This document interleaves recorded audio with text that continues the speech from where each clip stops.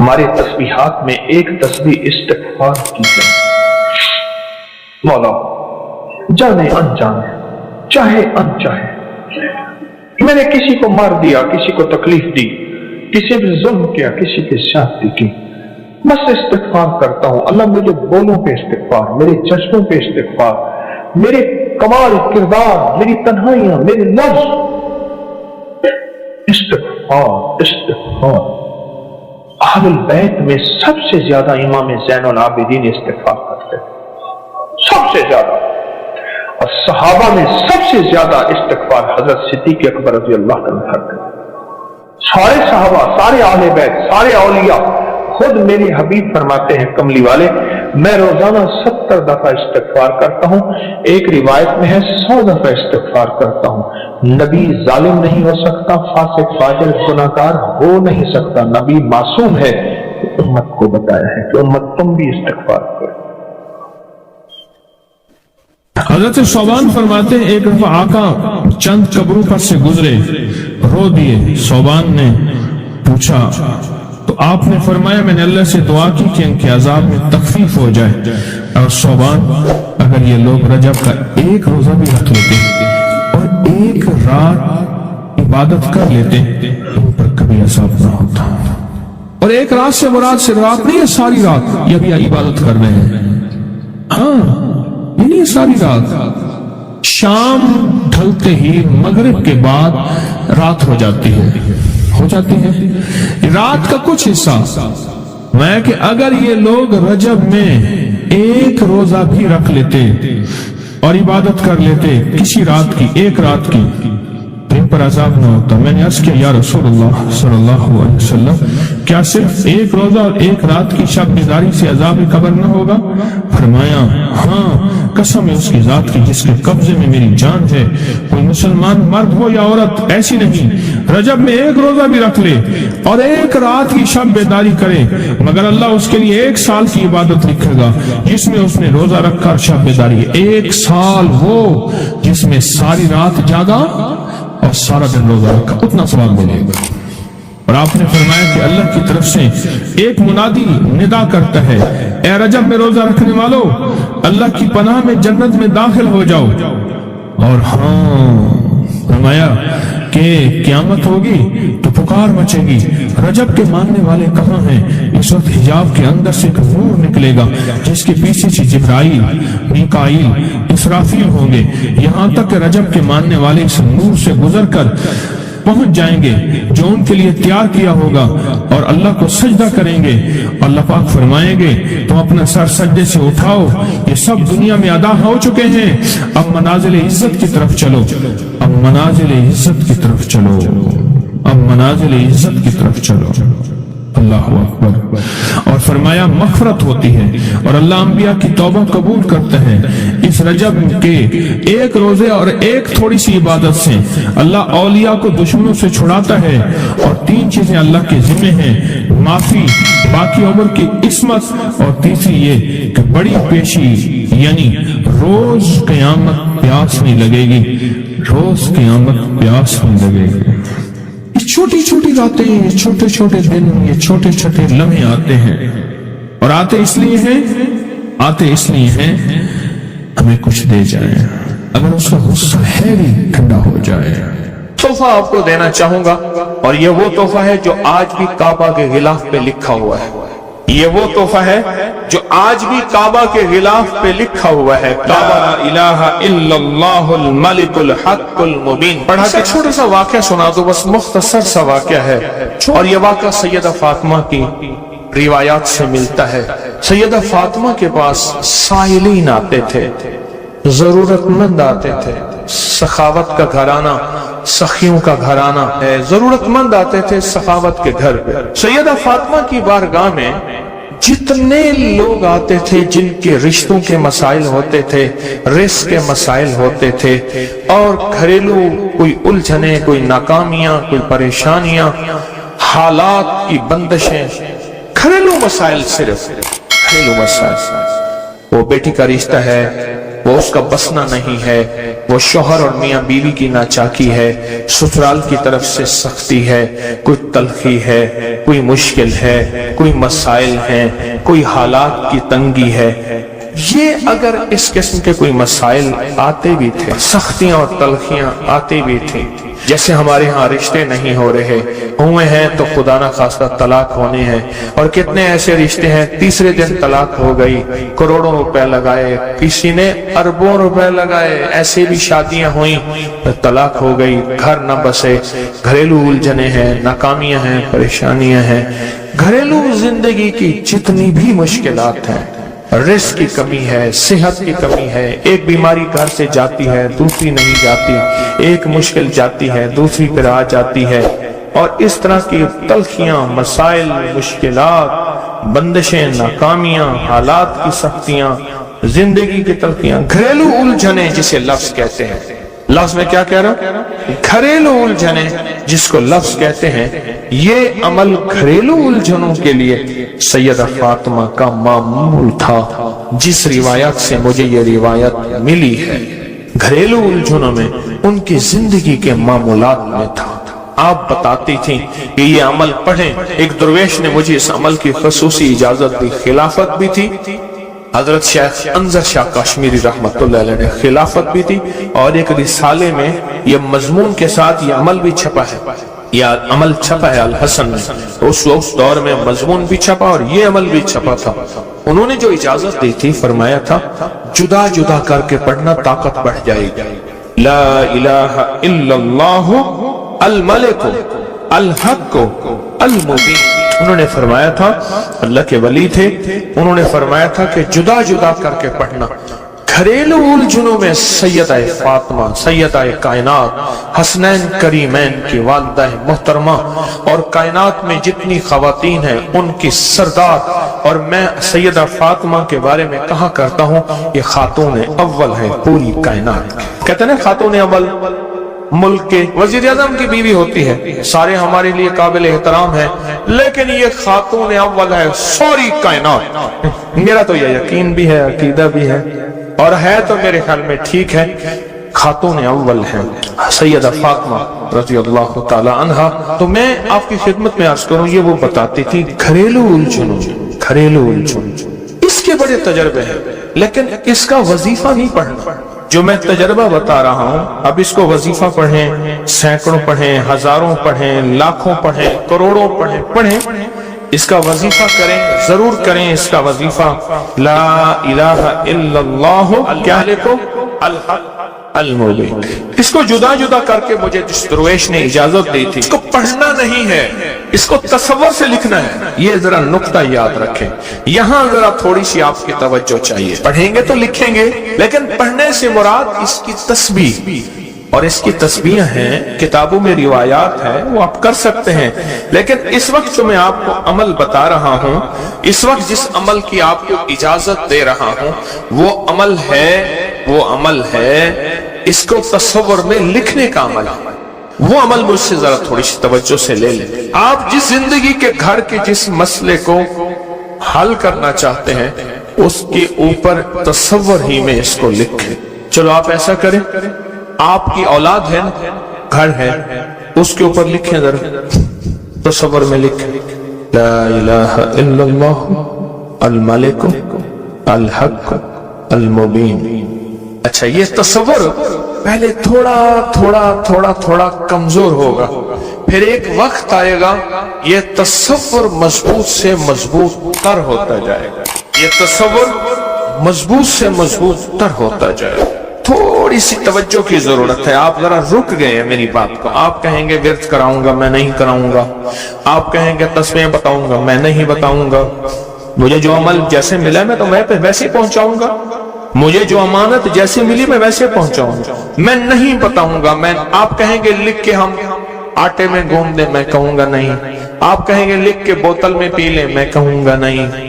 جو ملا ہے میں پھر وضاحت کروں، مختلف ہماری روحانیت عملیات کی کتابوں میں اس کی مختلف ترکیبیں لکھی ہیں، جو مجھے ترکیب ملی ہے میں وہ آپ کی خدمت میں عرض کروں گا، اور وہ اکسیر ہے اور تیر ہے، اور تیر بھی ایسا ہے کہ بے خطا تیر ہے، निशान है, बहुत जबरदस्त निशान, कमाल चीज। इसको सिर्फ 3 बार लिखना है। अब लिखने की तरकीब मैं बताता हूं, आसान बिल्कुल। आपने खप लिया, अब आसान बताता हूं। ये देखें, आपने एक काम करें, सिर्फ इसको पहले लिखा हुआ देख के अपनी आंखों में समो लो, समो के इसकी आपके पास आंखों में बन जाएगी स्टैंप, मोहर। इस स्टैंप को वहीं स्टेप करें, बहुत काम ही खत्म हो गया। देखें, कलम से लिखने में बड़ी देर लगती है, मोहरे बना बना के मोहरे लगाते जाओ, मोहरे लगाते जाओ, मुश्किल है कोई? इस नक्श को पहले अपनी आंखों में समोए, दिल में समोए। बहुत ताकतवर नक्श है, काबा के गिलाफ पे लिखा हुआ है और इसकी बड़ी ताकत है। अल मलिको अल हक्को अल मुबीन, और फिर इधर कलमा है ला इलाहा इल्लल्लाह अल मलिको अल हक्को अल मुबीन, ला इलाहा इल्लल्लाह अल मलिकुल हक्कुल मुबीन। आंखों में इसको, आंखों में ले ले, इसका अक्स ले ले, आंखों में इसका अक्स ले। चलो ये बता दें, जिस बंदे ने किसी बंदे को कत्ल किया हो उसकी आंखों में किसका अक्स होता है? कातिल का अक्स होता है, और वहीं से कातिल के अक्स को निकाल के उसी वक्त दिखा देता है। जो कातिल जिसने किसी को कत्ल किया है, जब वो मरता है उसकी आंखों में उसी का अक्स होता है। किसी ने सुना ये वाक़या? आप सिर्फ अपनी आंखों में अक्स ले लें इन लफ्जों का। क्या करें? लिख के गाड़ी में लगा दें, लिख के दफ्तर पे लगा दें, लिख के किचन पे लगा दें, लिख के सामने लगा दें, लिख के, अच्छा याद तो वैसे ही हो जाएगा, लेकिन इसको अपनी आंखों के अक्स में लें, अपने दिल के अंदर उतारें और दिल पे उतार के इसको आंखों से जाहिर करें। और जिसके वक्त को अच्छा समझते हैं कि जिसका वक्त अच्छा हो जाए, उसी पे ऐसे तस्वर में इसका अक्स लगा दें उसकी पेशानी पे। कहीं आप चाहते हैं कि वक्त नसीब हो, औलाद का मुकद्दर हो, नसीब हो, रहमत हो, इज्जत हो, बरकत हो, बीवी, घर, बहन, बेटी, माँ, कोई नेमत घरेलू जिंदगी में, अच्छा कहीं गड़बड़ हो रही, वहीं इसका अक्स लगा दे और इसका अक्स लगा के कहे, ऐ अल्लाह का कलाम मेरे बस में नहीं, तू अपना करिश्मा दिखा।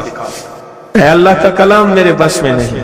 कितने बुजुर्ग ऐसे गुजरे हैं, किसी ने ताबीज मांगा और लिख के दे दिया, अल्लाह मैं जानता नहीं, ये मानता नहीं, तेरा बंदा है तो इसका काम कर दे, अल्लाह उसका काम हो गया। एक बुजुर्ग थे, सुनो, एक बुजुर्ग थे, कहीं सफर से आए तो उनका सवार भी था, गधा भी था।